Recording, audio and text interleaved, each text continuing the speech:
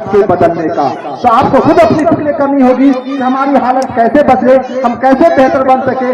آپ پر محنت کیا گیا, آپ کو 50 سوال یاد کرائے گئے, آپ نے یاد بھی کیا, اور اس کو اب ضرورت یہ ہے کہ اس کو یاد رکھا جائے تاکہ ہم لوگوں کا آنا بھی کامیاب, آپ کا یاد کرنا بھی کامیاب.